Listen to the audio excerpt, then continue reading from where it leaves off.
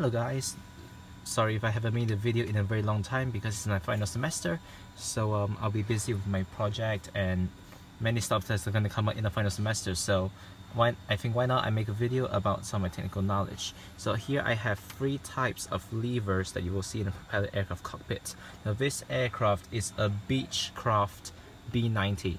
So normally propeller aircraft, they will have 3 types of levers. So this aircraft happens to have all 3 kinds, so I can easily show you. Not all aircraft will have 3 levers. Some will have 2 types, some will have 1 type, but most commonly today they'll have 3 types. So just to briefly say, this one on the left here is called the power lever.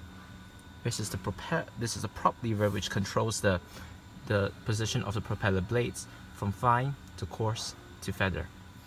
And this one is the condition lever, which is basically how much fuel that goes into the propeller engines.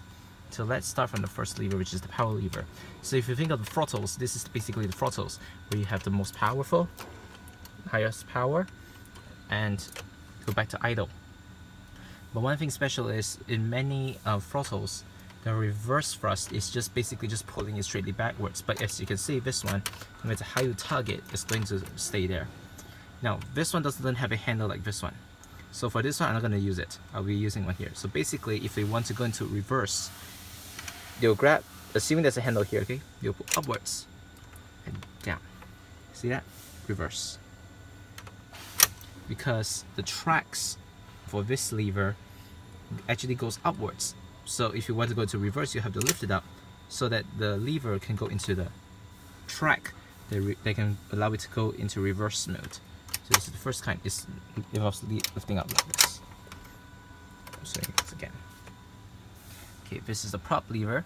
So so it just controls 3 types of pitches: fine, coarse, and feather. So on takeoff, normally they will put it into a fine prop mode, which is like this. If you see it from the front, and pulling that a bit downwards is for coarse, fine, coarse. And if there's an engine failure, propellers will go into feather, which means the blade is directly perpendicular to the airflow.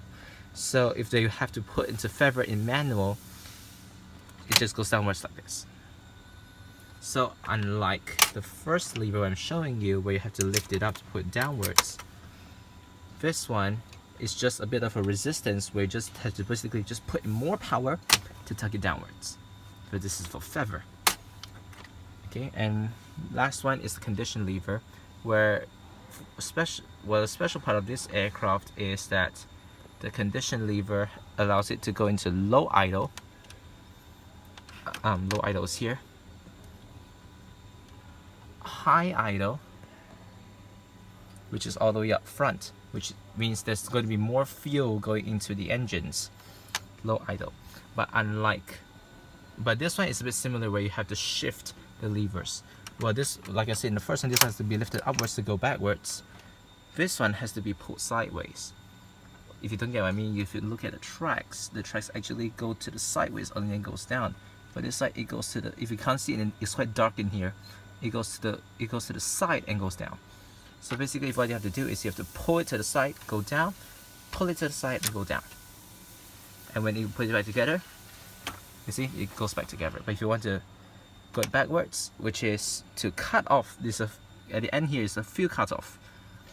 So you just have to pull it wide so that it goes down to the sides. So these 3 types of levers are what you see in modern propeller aircraft. And I'm apologize if the lighting is not good here because I'm just using my phone camera and it's quite dark in the aircraft hangar, so I can't really get much lighting in right here. So I hope it's informative enough for you. And if I can, I'll try to share more videos on this, but hopefully I can get the time to do that though. So until next time, thanks for watching my video, and I'll see you next time.